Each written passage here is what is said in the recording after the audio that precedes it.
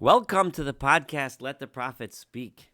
Today I am going to discuss the last two chapters, chapters 9 and 10, where we read of the revolt of Yehu against the house of Achav.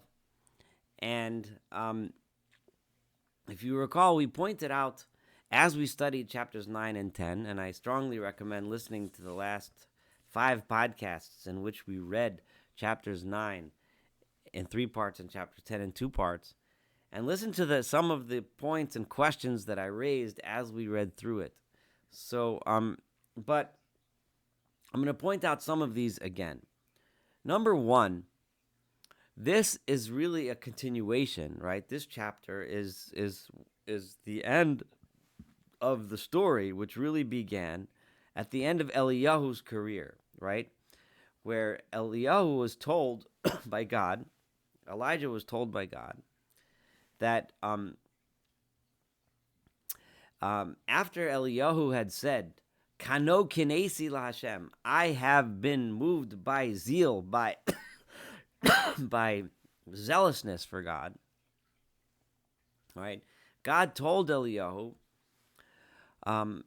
to, number 1, go to Damascus and appoint Hazael the king. Number 2, appoint Yehu ben Nimshi king over Israel. And number 3, appoint Elisha ben Shaphat as the Navi, the prophet who's going to take over for you, right? And after that, God says that those that are saved from Hazael will be killed by Yehu. In other words, revenge will then be taken against the house of Achav. And God discusses the vengeance which he's going to take against the people who worship Baal, etc.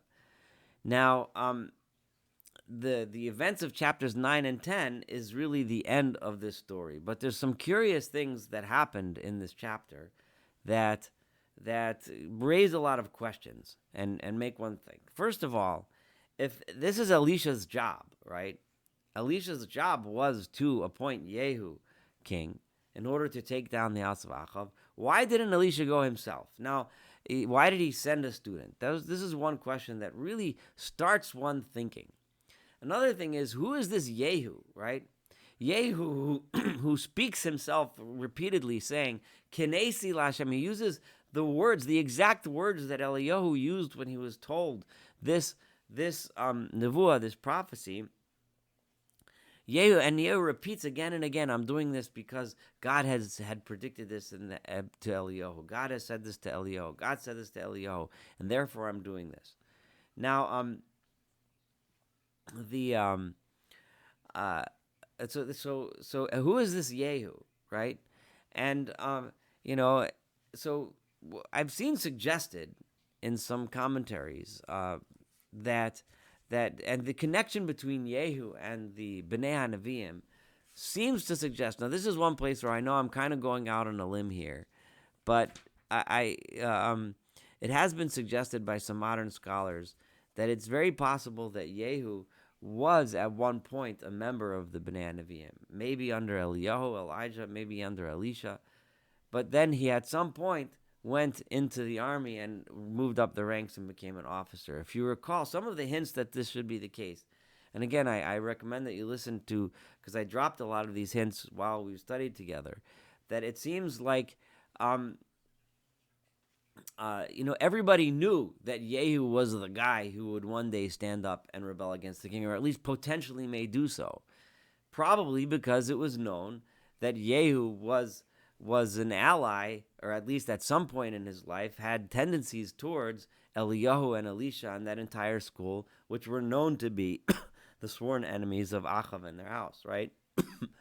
The other thing that I pointed out was that Elisha doesn't show up at all during all of this occurrence. He gets Yehu appointed through a proxy, but then he disappears. He's gone. He's not there.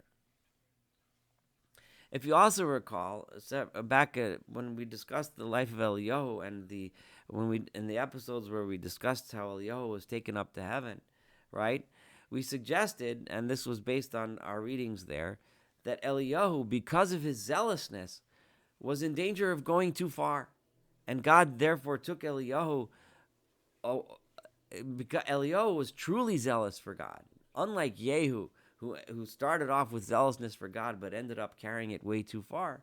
Eliyahu himself was in danger of going down that path, and God took him before that could happen, and which we suggested back then is the reason why Eliyahu is then the one who comes to be a harbinger of peace, of Heshiv Levavot al Bonim, bring peace among families, because Eliyahu is then comes to rectify the mistakes that he began to make and could have made much worse, right? And we suggested that, or we talked about that in more depth. If we think about that, and then we also followed through, and those of you who have been listening to my discussion of the career of Elisha throughout this entire book, the second book of Kings so far, Elisha started off wanting to be just like Eliyahu, wanting to be twice as zealous as Eliyahu was. But over time, if you've been following carefully, we've read about the evolution of Elisha from being the one who summoned bears to kill a bunch of kids that were making fun of him, right? To being someone who could barely even fulfill the direct commandment of God, which was to command, to anoint Hazael, right, as the king of Aram, so that he should be the instrument of the destruction of the house of Achav. And Elisha could barely bring himself to do that. He burst out in tears, crying because of the suffering of his people that he saw. Elisha didn't. He half-heartedly was hardly able to fulfill God's command because he felt so awful about the terrible suffering that was going to be caused, despite the fact that he knew and understood that the suffering was it was deserved considering the corruption of the people. But he still could not tolerate and could not live with that. Elisha became the one who refused to kill the enemy when they were helpless, because these are prisoners of war. They're helpless now. There's no reason to kill them anymore. Give them food, give them drink, send them home. Elisha became the one who was ready to roll up his sleeves and help his students work to build a new home for themselves. Elisha, we saw his evolution from one that was full of zealousness to a person that was kind to the poor, a person who went out of his way to help his people, a person who went out of his way to be compassionate and kind. So it makes sense when Elisha saw that Yehu Yehu did not have to take this path. Yehu could have learned the lesson of Elisha, but instead Yehu took that zealousness that started off probably as a true zealousness for God, and then Yehu carried it way off into the wrong direction. Yehu was the culmination of where Eliyahu could have went, but didn't, because he was taken up. And because God knew that Eliyahu was a true servant of God, and God did not allow him to go down that path. However, Yehu was set free, and then he ended up getting worse and worse and worse, going in the wrong path. And if you think that I'm just saying this and it doesn't make sense, I do want to bring to you what was God's true view of what Yehu did, right? Remember, we had a verse that seemed to sound like God saying to Yehu, because you have done that which I asked. And Yehu kept on saying, you have done that which I asked.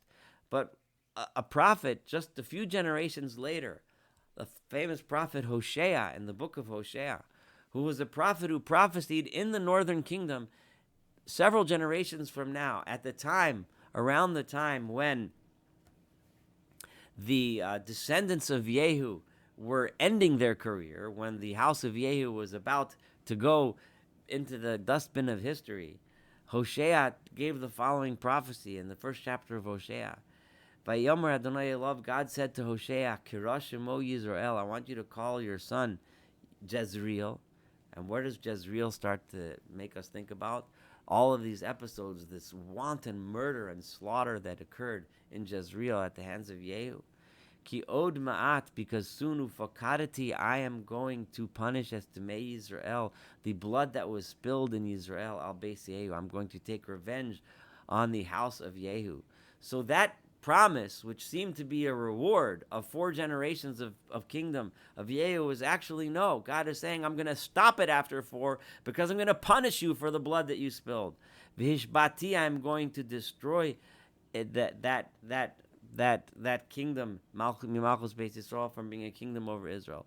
V'haya bayom hahu, and on that day, Vishavarti, I'm going to break at Keshet Yisrael, the bow of Israel. Be'emek Israel, the bow of Israel, the bow that's reminiscent of the bow that Yehu used in the valley of Jezreel to kill the descendant of Achav, to kill Yehoram. I'm going to avenge that. Because what Yehu did was wrong, was bad. In the end, he had to suffer for it.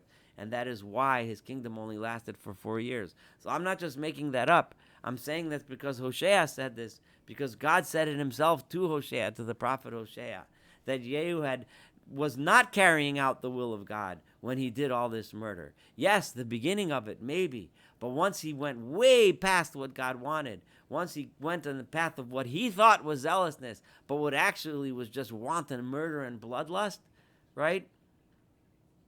That meant that everything he did was nothing. Even the bow that he used to execute Yehoram was bad, because his intention was just bloodlust and revenge. And that is not what God wants. And that is why the house of Yehu meant to be destroyed. And eventually, the entire northern kingdom of Israel was destroyed. And that is why, as we read, the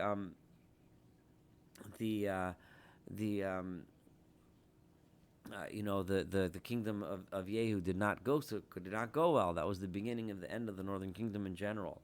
Now, the other things we see here is, why the understanding of this verse, meshuga, craziness.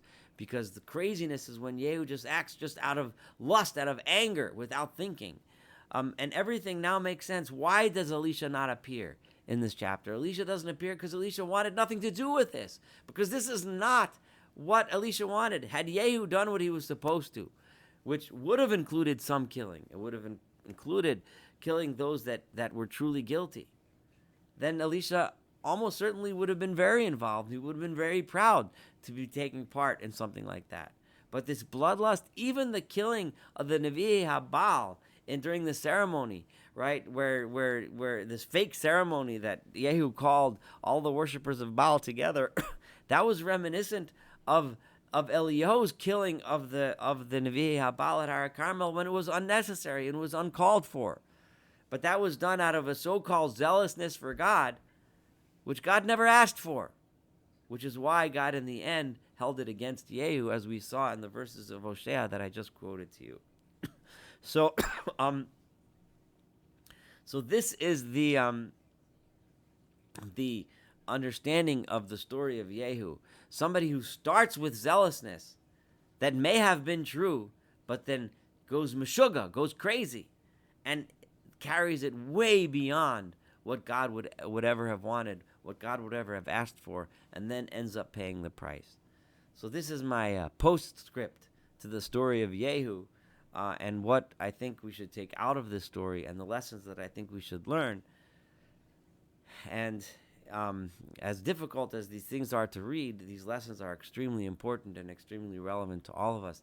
Thank you so much for studying the story of Yehu together with me. Looking forward to studying the rest of the book of Kings, and have a wonderful day.